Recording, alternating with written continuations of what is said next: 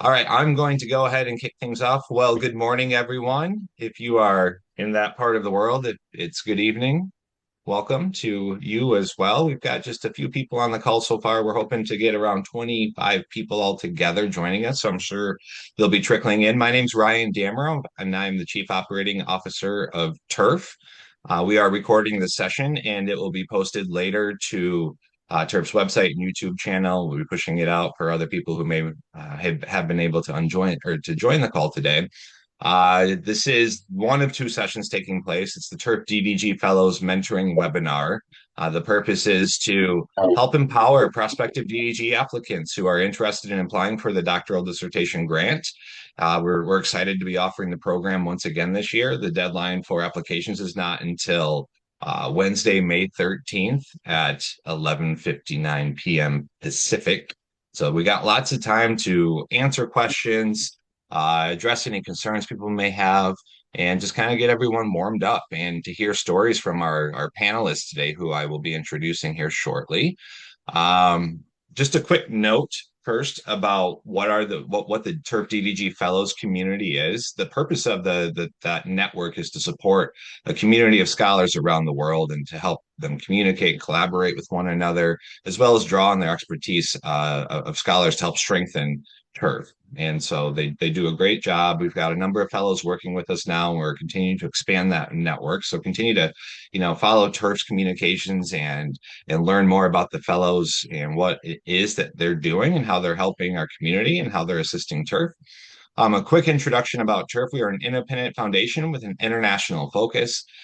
Very broadly, we seek to improve the landscape of English language education through research. And how do we do that? It's through a couple of different programs and resources that we offer the public. We've got grants, awards, and prizes. So the DDG program is part of that. We have our TIRF Bailey Award, which is for teacher research at any level. It's not necessarily doctoral research or master's level research. We do have our research mentoring awards, which does target doctoral level research, again, in particular countries on the OECD DAC list. And then our latest prize is for language planning and policy. And those programs are open at different times throughout the year. You can check TIRF's website for that information. We also have a number of different publications that we do that help us meet our mission, as well as some resources for language educators.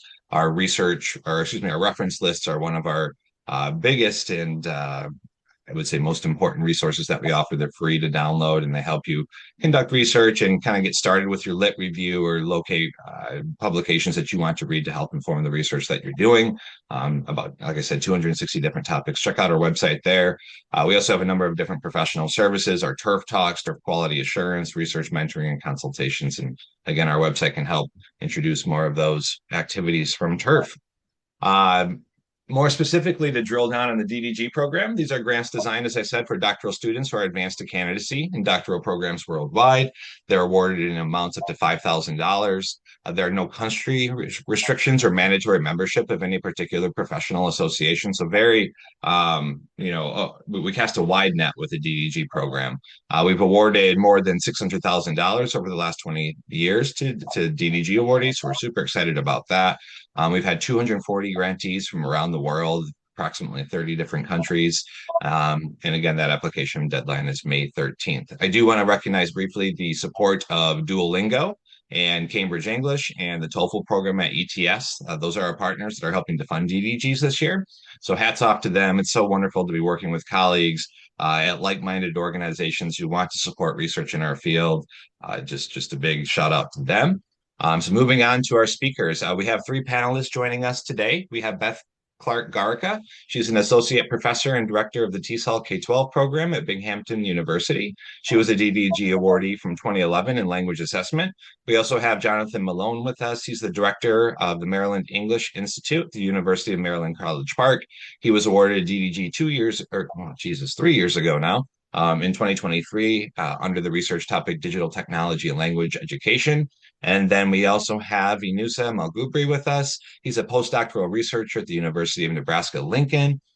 He was awarded his DDG in 2024 under two different research topics, the first of which was language planning and policy, and the second was research on the revitalization of endangered indigenous languages. So Beth, Inoussa, John, great to be with you here today. thank you for joining us at this early hour. Really appreciate that. Looks like we've got a handful of people with us now. Again, this conversation will live on in the future and be helpful to people who want to go back and watch the video and be inspired by your stories and the questions that you answered today. So I'm going to open the floor up. How can we engage with our panelists today?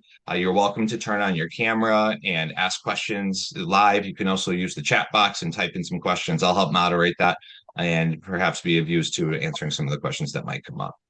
So with those comments in place, thank you everyone for joining us. And if you have a question to start us off, that would be great. So feel free to type your question or turn on your camera and join us. There's usually a long wait here. We wait for that first brave soul to actually ask the question that they have in mind. I do have some that I will ask if people are going to be quiet, but it's always great to use our panelists as resources and try to start that conversation. Once we get rolling, I'm sure it'll be vibrant.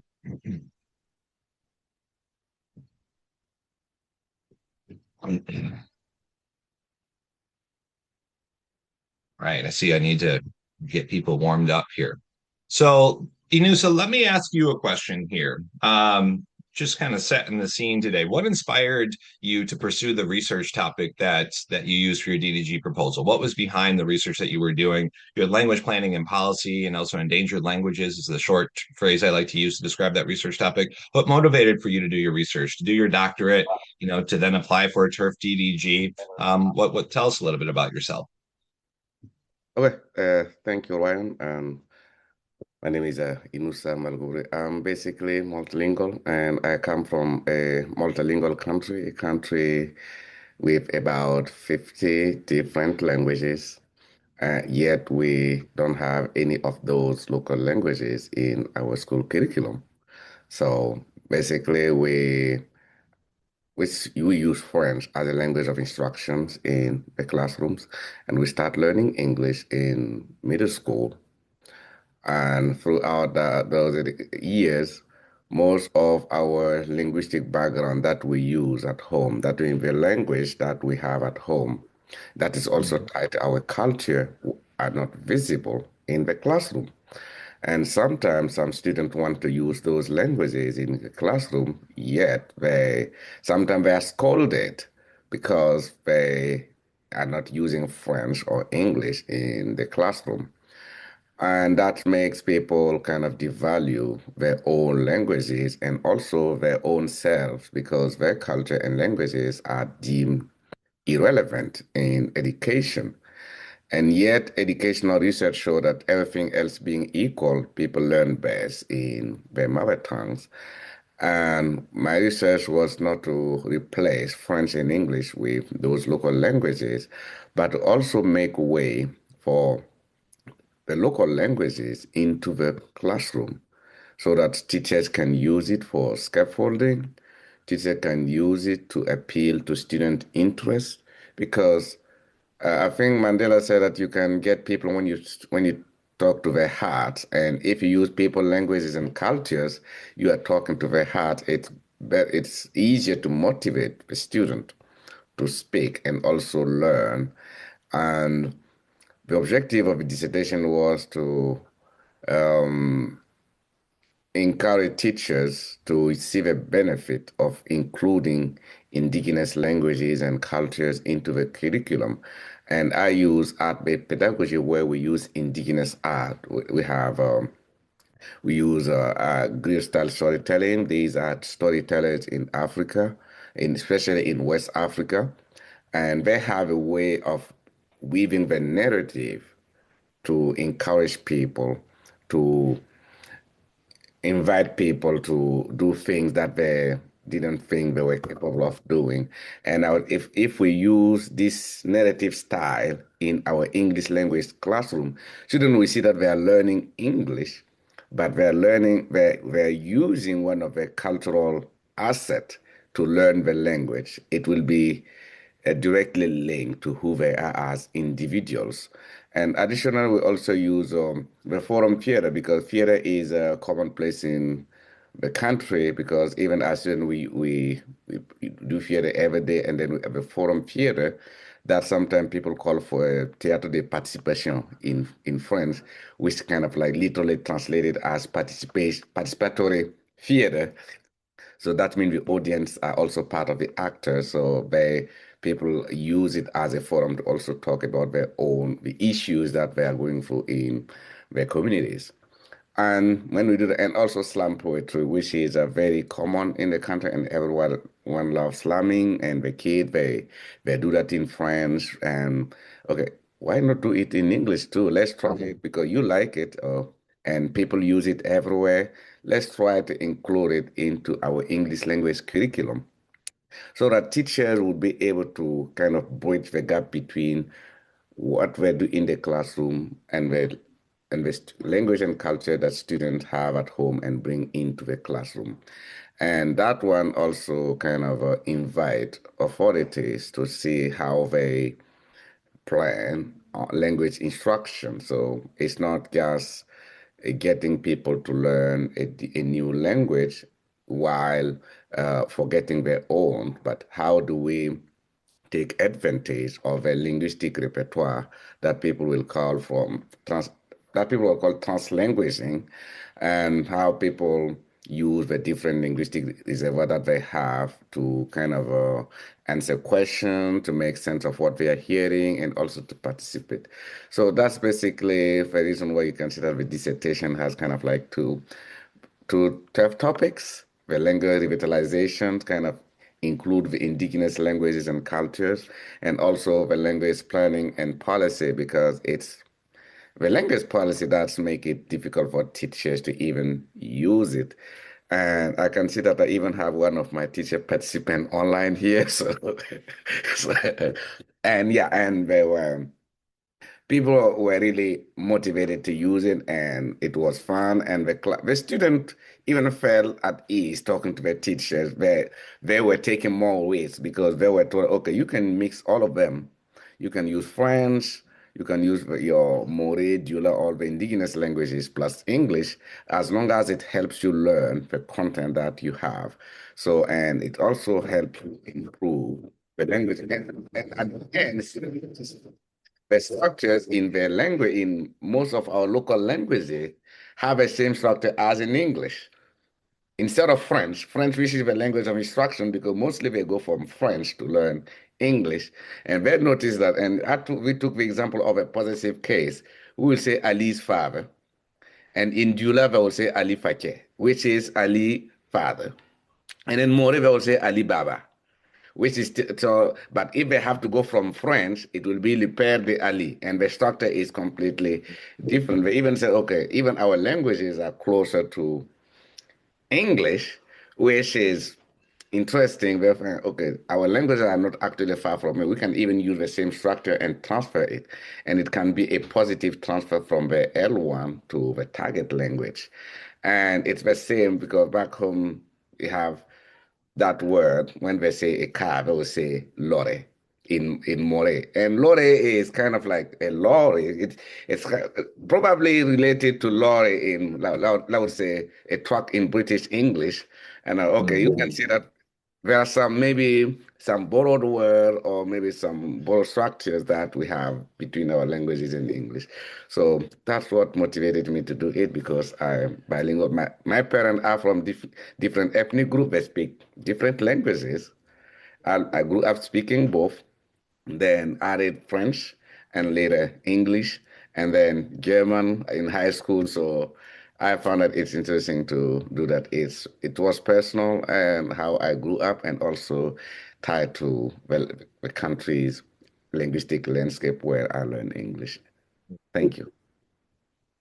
Sounds like a really interesting study and very meaningful outcomes as well. Your passion certainly, comes through on the screen here as we're listening to the background of your study.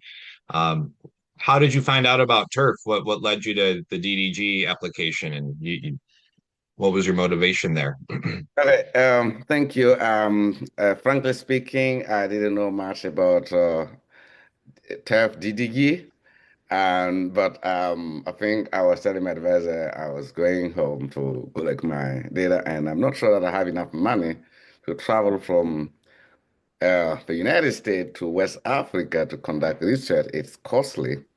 And she was like, the way you do things, I think it's better for you to conduct your research in your home Mm, country. And I was like, maybe I will just use the immigrant population here in the United States. And they were like, no, maybe you should go there. And okay, maybe let's see if we can find some funding sources. And so, and I was just one day, I think I was getting ready to travel, and she sent me the link to the TIRF call for application. Hey, well, Inoussa, please look at this. I think mm, this is a funding opportunity for you. And then I went and I learned the missions of TIRF, and I look at my dissertations, and I'm like, okay, I think this is a great fit. So I think I will apply and see how we can do that, because if I travel, I need to get I would not be able to pay the teachers or the participant, but at least if I get something to buy, to pay for my materials, to pay mm, for the data analysis software, and also the people who are going to help me at the venue, and it's going to be really helpful. So, and I started working on the applications, and I was overwhelmed because there were like many questions, and I'm not, okay, do I get it right? Do I answer this one right? And I answered all the questions, and then I sent it to her. I'm like, mm, okay, this is my draft. Can you please take a look and let me know if it makes sense, and if there is anything you need me to tweak before submitting? And she said, yeah, I think she found it excellent already, and then she told me, okay, you can go ahead and submit. And that's what I did. And thankfully, in September, I received an email that I was awarded $3,000, which was excellent. Thank you. mm. It was an honor to send you that email. So some of the important takeaways from, and thank you for sharing all of that, Inoussa. It's great, I think, for others to hear from, yeah, about your story, your journey as a TERP DDG awardee, and of course, all your doctoral research, your motivation, your passion, how you're helping language education efforts in your country. And it's wonderful. You've got a following here that are even joining the call this morning. How cool is that? Um, but within the response that you just gave, you were touching on some of the allowable items in the budget, and so that's kind of connected to, I think, the Marella's question that she just asked that came in here a moment ago. She's asking about, can we still apply if data collection is already on underway? And so, yes, Morella, you can apply at this stage. I'll take that one, 'cause some of the questions that are going to be about eligibility issues, budget issues, timing is always one of the big issues that comes up. Those are ones that I'll help to address. I do encourage questions from the audience members that have more to do perhaps about like shaping your proposal, the perhaps the do's and the don'ts, and some of the things that might help you help position you to actually receive funding like the three panelists did. But as far as the data collection being underway, yes, you can apply for funding. You are not considered too far along. That's typically the term that we use. If, for example, you were already done collecting your data and you were about halfway through with writing up your findings, that would be considered too far along. Although, depending on when you would be submitting your dissertation, if you were at least a year away and you wanted to apply for dissemination funding, we do allow up to $2,000 for that. Dissemination is typically, you want to go to conferences, you want to pay for registration fees, your plane ticket there, your hotel cost. Those are all things that are considered allowable budget items. And so that's even, Morella, if you were at that stage, you would still be able to apply. Um, and so, yes, I do encourage that. I don't know what an article-based PhD is, so maybe if you want to come on camera and ask that question, we can engage a little bit more. And as far as examples of successful proposals go, we don't put out those we don't put out successful proposals on the website. There's no template to follow. We find that that's something that is best done by the DDG awardees. We're aware, of course, that AI is, very prevalent in our field. It's shaping how people are approaching putting together any number of things. I use it all the time. There on the application form new this year, there's a box that you check and explain if you did use AI and like how did you use it, the extent to which you used it. You need to elaborate a little bit. It's not necessarily frowned upon by TIRF. This is something that we're grappling with now too. We're all making decisions in AI as teachers, as researchers, and so yeah. So I'm not here to say just use AI to complete your DDG proposal. That's not my message. But I think people are going to use it, and it'll probably help shape the proposals. And TIRF will continue to see how that will play a role in its funding decisions. So, Morel, I see you've got your camera turned on. Thanks for joining us. Do you want to elaborate at all on some of your questions? Yeah, so hello from Denmark. I'm a PhD student at the University of Copenhagen. And the Okay. reason I'm asking about timing is that PhDs in Denmark are usually just 3 years. So that's Mhm. the standard duration. It's not like in the US where you have 5 years and you have to do like a lot of coursework or like pass like a comprehensive exam. So it's kind of like you go straight in and conduct research and collect data as soon as you're uh, project ethical you got the ethics approved and you have the participants and all of that. So I'm actually collecting data as part of a project where my supervisor is the PI. So that's what I was talking about in terms of like we've done the the initial or the majority of the data collection really, but we haven't done any like analysis writing up. We're just in the process of collecting data. And I wondered because I am like in the second year of my PhD, so I still have well over a year left. But in terms of like eligibility, for example, like would I still be eligible? That's why I asked, like given that we've already started like with the or we've already commenced with the data collection and we're almost just waiting for more information and data from our participants. Sure. So that's one. And second, an article-based PhD is like it's not a traditional monograph like you have in the US where it's usually like the full thesis that you submit at the end of your PhD. It's more like you have sections of the PhD that are article length so that with Mhm. the intention of submitting it to different journals and then they are tied together thematically. So in my case, I'm exploring like multilingual assessment, for example, and the articles are based on different aspects of multilingual assessment. Could be like a literature review, and then based on the data that we have, and then what you defend is like the whole thing, and then there is a sort of introduction and conclusion that shows how everything is coherent. So I think that's I don't know if I'm sort of answering the or giving more information to the questions that I asked, but I hope that Yeah, gives more ideas about my yeah, context. So thank you. Yeah. yeah. Very helpful. Inoussa, if you have thoughts to please chime in. Yeah, so I listened to Marila's questions, and but I would need some clarification before I can answer the questions. I think I studied in Japan before coming to the United States, where in Japan you need to publish 2 articles before you can proceed to your dissertation, before you can even defend your dissertation. So I don't know if that's what she's talking about, or and the other one in my university, it was my first time. I have a classmate who submitted 3 different papers as part of her dissertation. Her dissertation was a collection of 3 different papers. So I'm wondering if it's the Japanese style one where you need to publish peer-reviewed, at least 2 peer-reviewed articles from day one in your PhD program toward to the defense of your dissertation. You need to publish both before you can graduate.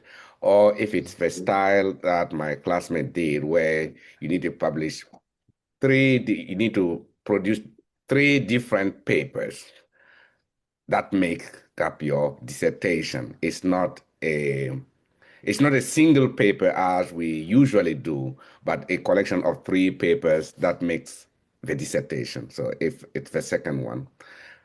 And if it's the second one, I think it's still part of a dissertation, but I don't know how TERF evaluate that because it's kind of a novel. And I wouldn't say novel, but it's not common practice. So, but it's not what people usually do. But I don't know how TERF sees that. But I do know people who I think she's currently an assistant professor at Southern Connecticut University. She kind of graduated from the University of Nebraska Lincoln too, and it was a collection of 3 papers that made her dissertation. So. Thanks, Inoussa. Yeah, Marilla, I would say that I've got two thoughts. In terms of timing, I would say this is the year that you would want to apply for a TERP DDG. It wouldn't have been last year, and certainly next year would be too late. So that's the first point. And then the second point, and something that the position's pretty firm, is that candidates must be advanced to candidacy in order to apply.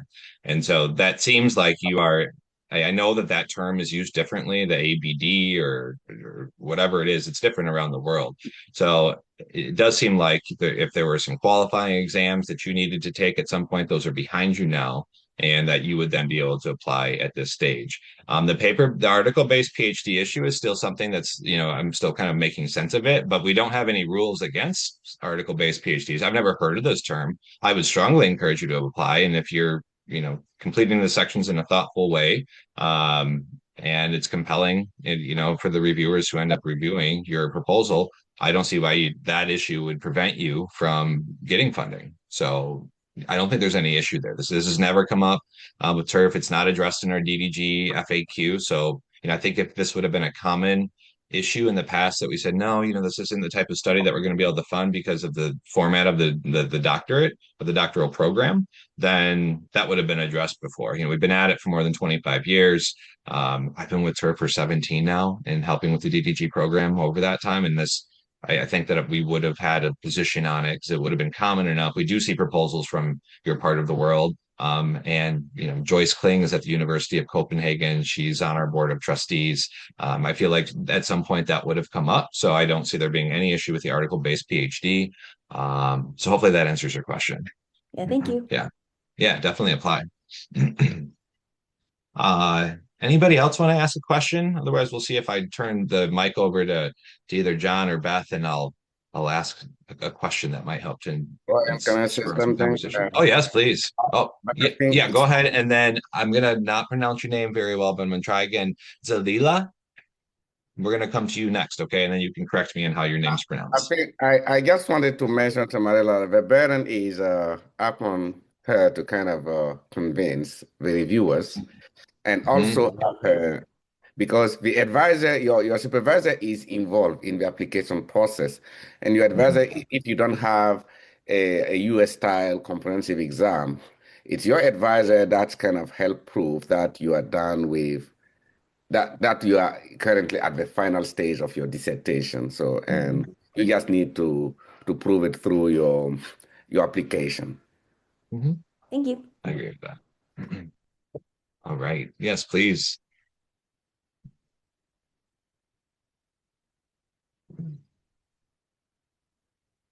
Okay. There you go. Hello, everyone. Greetings. It's Dalila.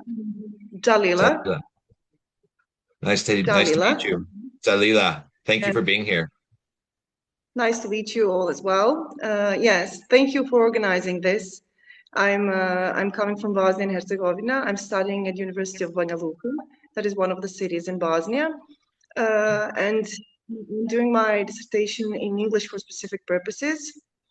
I'm trying to, let's say, analyze methodological gaps in needs analysis process of English for specific purposes and try to, let's say, enhance it by adding some new technologies such as the IT technologies or some methods from marketing and so on in order to improve the process.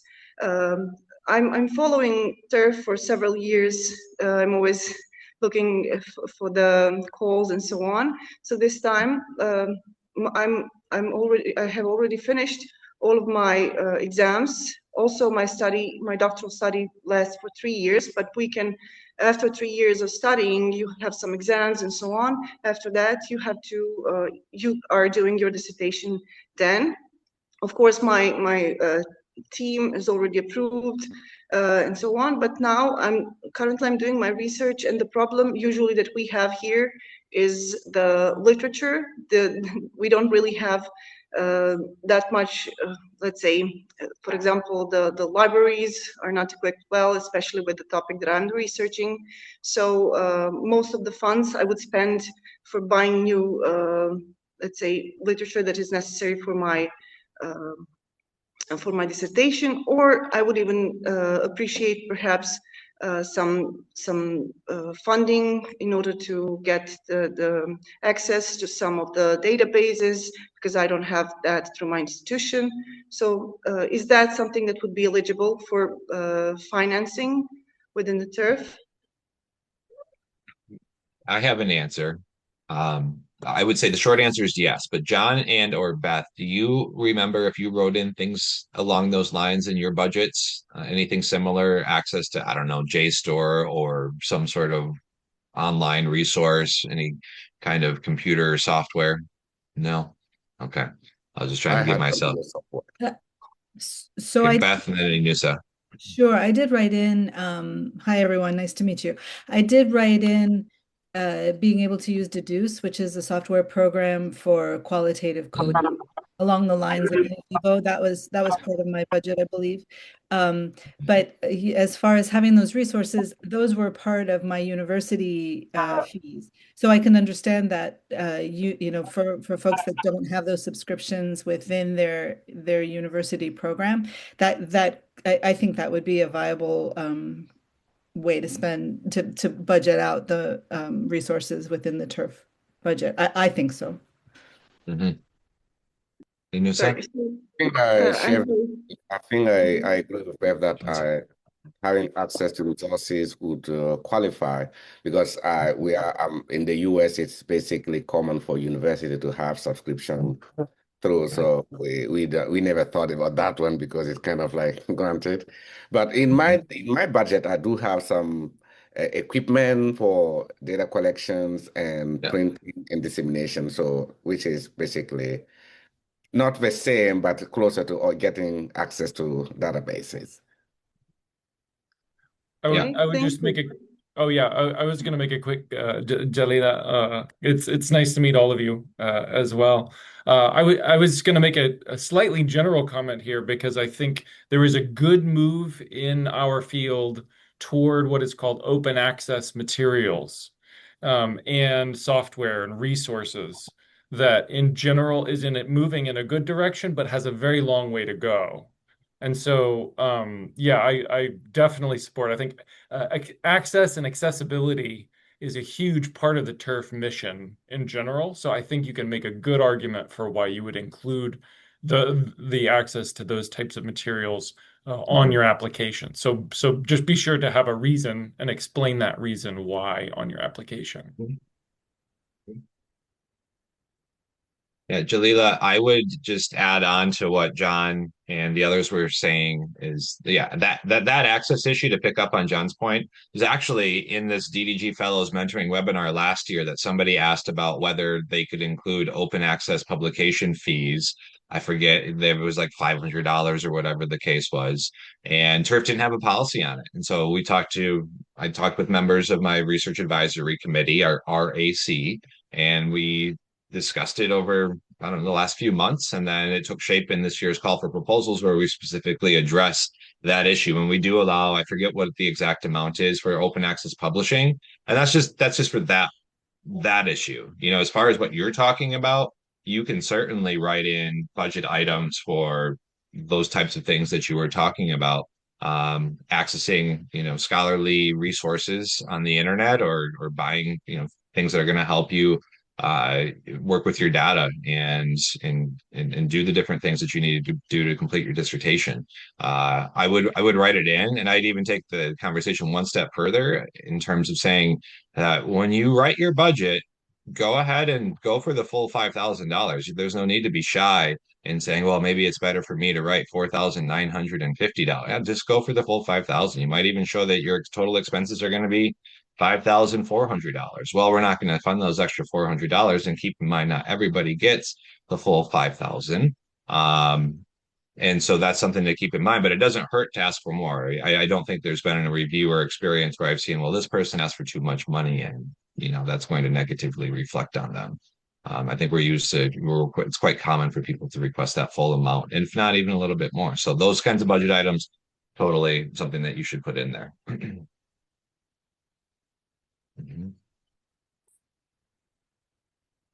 Okay, thank you all. I mean, this is very, let's say now I'm encouraged to apply, because I was thinking, okay, someone is going to apply for research, maybe to travel somewhere and so on. My research includes, of course, international, let's say, surveys and so on, but still I won't be traveling there. I will be doing it online, so perhaps I will meet some, I will be interviewing people over Zoom or something like that. So, but the literature, the resources that I need to write the dissertation are the biggest problem, because we don't have those access to those databases. And the other question, maybe it's just not for me, but for every one of us, is perhaps maybe can someone list, especially those successful ones who got the funding, what would you include into the, let's say, budget proposal? What could be a successful budget proposal? What should it look like?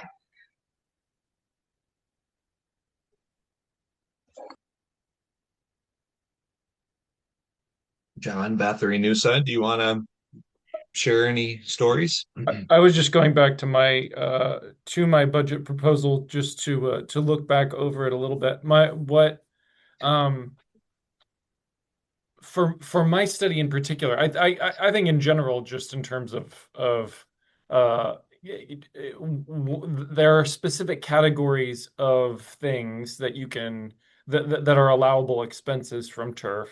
I totally agree with Ryan. Be bold in what you do. So part of my work was with participant payments, and the number of participants for my study was largely determinative on how much additional funding I was able to get, and so I just asked for the full amount. And I did my best to argue that there was a good reason for why I needed more participants, and how the TIRF funding would help in that process for me.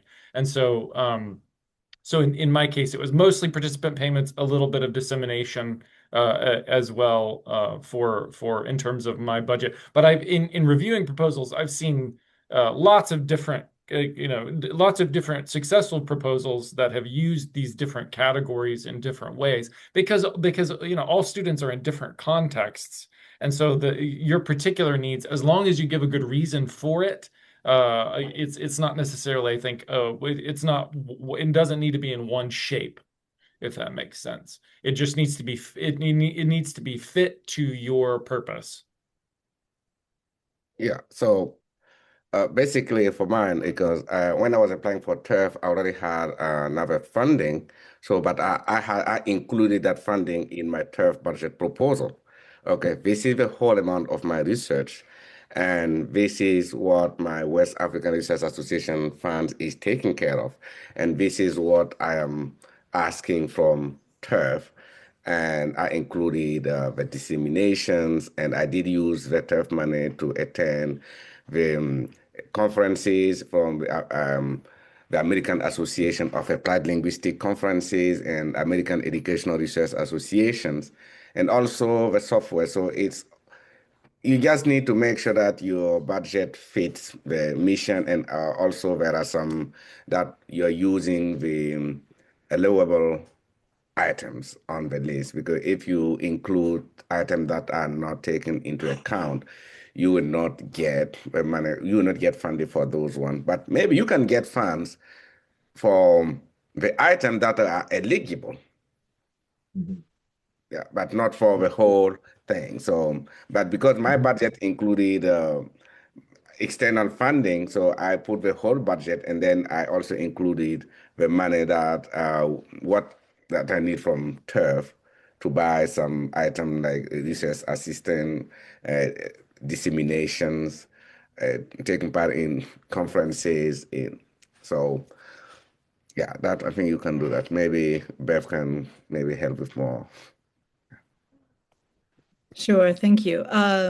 So the majority, I think like John, the majority of my budget went to incentives for participants because I needed a number of folks to participate, teachers and students. So that was very helpful in being able to recruit. Also, I included money to go to conferences and present the work because those are increasingly expensive, unfortunately. I also had money budgeted for transcription, which at that time, back in 2011, was still a significant budget item, and it's not anymore. So that's not that relevant. But as far as the other things, those were accepted. I mean, I know that other folks have, if they need specific equipment to do the work that they need to do, that can be part of a budget as well. So just some ideas. Thank you. Spot on there. All right, so I'm gonna go to Eli. Eli's had their hand up for quite a while, and then Marilla, I have not lost track of your comments, your earlier comment that we'll address here in a minute. So Eli, do you want to come on camera? Yeah, it's Eli. Sorry. Eli, I'm so Yeah, sorry. it's Eli, thank pronounced you. in, yeah, it's pronounced in French. Okay, I got to work on my French. I'm so sorry. All right. Thank you for giving me the floor. Hello, everyone. I'm joining you from Burkina Faso, and I am one of the teachers who took part to the field study of Dr. Malgoubri, and we really enjoy the practice time. And my question is about the TRF Teacher Award. I would like to know more about it. Thank you. Very good. Yeah, thanks for asking that question. So just to kind of reset that comment and question. So what Eli is asking about is the TIRF Bailey Award is the in-house name that we call it. It's for teacher research. That call for proposals is going to be opening at the end of this month with an anticipated deadline in early June. I actually just chatted. If you look at the chat box, there's a link there. That award is offered to teachers worldwide, teachers of English worldwide at any level. The research topics are going to be, this is kind of an insider's comment, though it'll all become public at the end of the month. We're paring down a couple of the research, discarding a couple of the research topics that people can apply for the Bailey Award under. So that's going to be a little change, but for the most part, the majority of the research topics that you see on TIRF's website will be eligible to apply for. And then it carries with it a $1,000 cash prize, and then also research mentoring services from TIRF. And so this past year, and that's up to you. If you want the mentoring component, you can request it. We'll accommodate. If you don't want it, you don't have to have it. Typically, the program cycle is like for 1 year. So we would expect that your deliverables are due within a year. Those deliverables take different shapes. I won't spend too much time on that just because the Bailey Award's independent from the DDG program that we're talking about. But, what we have found, whereas the Doctoral Dissertation Grants program is clearly targeted at doctoral level researchers and doctoral students, the Bailey Award casts a much wider net and allows us to engage with people at all levels of the research spectrum. And so that's exciting. We've seen some really nice application numbers. It is still, let's see, we've run it now for 2 years, so it's going into its third year. And we expect to probably have 100 proposals this year would be my figure, I'm guessing at. I think we've had about 60 the past 2 years. So it's competitive. We give out the 5 awards, and you can apply as teams of teachers or just as an independent researcher, individual researcher. That's totally up to you. So yeah, check out the information at the link, Lee, and then let me know if you've got more questions. You can always write to me as well if you want to ask more questions about any of the programs or anything about TIRF. I'll drop my email in just a minute. And then signing up for the TIRF newsletter is a great way to just kind of, you'll know when our CFP drops, and then later you may have forgotten it's been a month or two. Well, that newsletter is going to remind you again, so long as you remember to open it, then you're going to see that announcement about the call for proposals for any of our grant programs that are, currently open for applications. And you're very welcome. All right, so let me see here. Marilla, I'm going back to your comment. So there's a limit to dissemination, which is $2,000. Yes, and that $2,000, so that can be, like I was saying earlier, you can travel from your home country or wherever you're living to, the US or to Australia. You want to go to RELC, it depends on what conference you're interested in.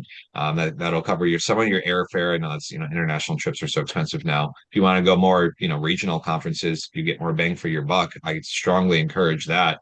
So that way you get more of a platform for disseminating your research. But yeah, so your travel costs, the registration of those events, you can write in a per diem. So that's your food and beverage. And what am I missing? That open access publication expense that you might choose to take on if you want your work to be published in that way, and the author, the journal or publisher that you're working with assesses such a fee. You can certainly write in some money for that as well. Again, the call for proposals will address some of those questions. The website, the FAQ is kind of clunky. I know it's not like the best laid out version. You kind of have to sift through. Poor page breaks. WordPress, not my favorite tool in the world, but I look at the eligibility, some of those questions there. I think there's one in particular on budget. There's a whole section on that. So, the more that you engage with those materials, the CFP, and then the information that you can find in the FAQ on TIRF's website on the DDG landing page, the more information that the more answers you'll get to some of the questions that you have. And if it's not answered, just write to me. I'm living, breathing TIRF every day, and so I'm always very welcome, or I always welcome, these kinds of questions from people. There's my email address, my personal one. Funding workshops or courses or research stays. I am not sure about that. Here's what TIRF doesn't fund, which is tuition fees. And my first reaction to seeing the comment, Morella, I'm looking at yours again about workshops, courses, and research days, that feels a little bit tuition fee-y, if you will. I would hesitate to write that in, and I would almost encourage to write in the full 5,000. If you look at it, 2,000 for dissemination, maximize that allowance. And then let's see, you're not traveling to collect your data. If you are traveling to collect your data, hooray, pay for plane tickets, train tickets, whatever it is that you need to do. It's easy to spend $2,000 going to your research site. And then the other 1,000 might be for resources like Jalila was talking about earlier, if you needed some more readings or softwares or whatever the case may be. But if those are kind of more like tuition fees, I would stay away from writing those in. Childcare, if you're a parent and you need daycare or something, that's not something that TIRF will fund. We don't pay for rent, unfortunately. So there's certain things that we definitely don't fund.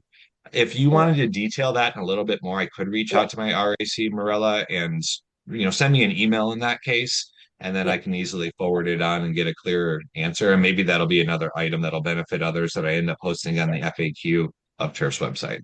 Yeah, I mean, but just very quickly, like because in many programs in Europe, like we're required to do like a change of environment. So it means that we have to be staying at another research institution in another department. So it's more like mentorship. Like we are not paying to be a student enrolled in a program in like another department. So it's more like if, say, this researcher or this department is doing research in a methodology or an area that is beneficial to my dissertation, and I want to spend like, say, 2 weeks there, for example, would that be considered? I know it's a bit Yeah, it's just so unique. I don't think I can give yeah, you a yeah, clear answer. And yeah, yeah. No, that's I all think right. in I think spirit, like if it's about mentoring and helping to inform the dissertation, I could see that being the case, but yeah, I can't tell you very clearly. So that's where, if you could please I write could me an write you. email, one Yeah, way or yeah, the other. TIRF should take a position on it and then include that in some of its, materials it has on its website or in the call for proposal. So this question, I mean, you might be helping us help others in the yeah, future, and then we'll get a clear answer yeah, for you as well. So if you wouldn't mind writing to me, yeah. please. That sometimes, TIRF, we were founded in the US. More than half of our trustees are probably in the US or did their doctorate in the US. So I think we would all say sometimes we're a little bit too slanted on the context that is the US instead of being aware of everything else that might be out there. There's just so many different situations. So your context will be really helpful if you share a little bit more, and then we can help, try to achieve that international spirit of TIRF and the DDG program. Okay.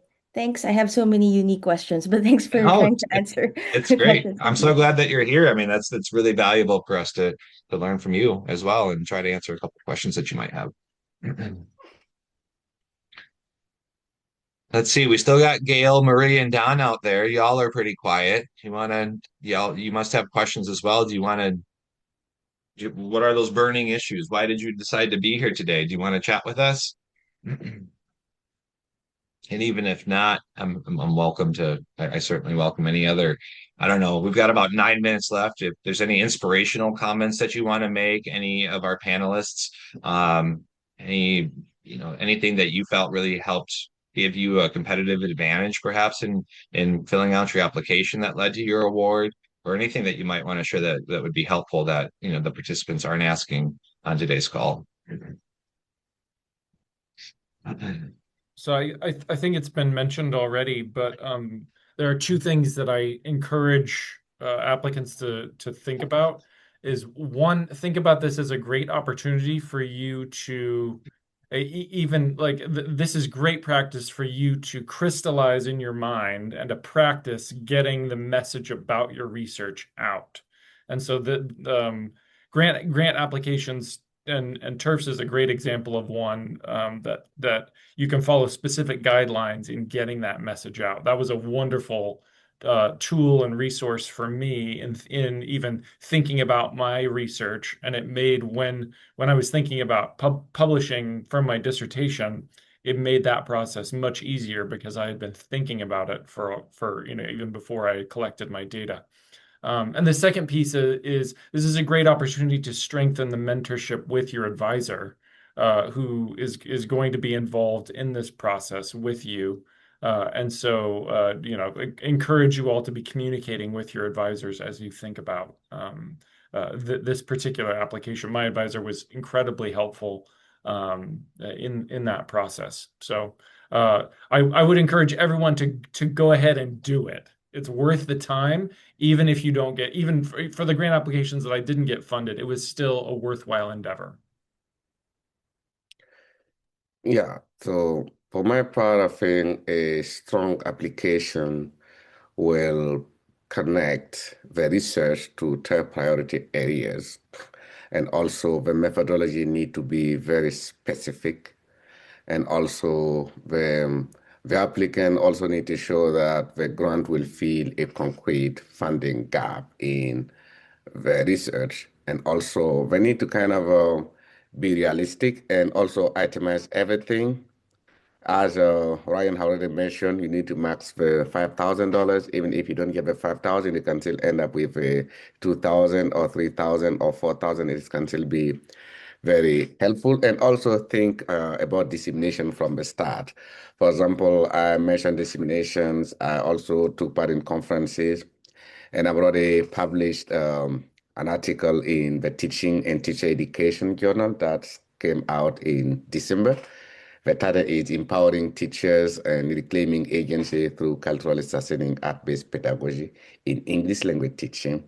It's already available in the Journal of Teaching and Teacher Education, if you think like that from the start. So, because DDG is it's not just about funding, it's an entry into a community of scholars, a community of scholars committed to the English language education worldwide.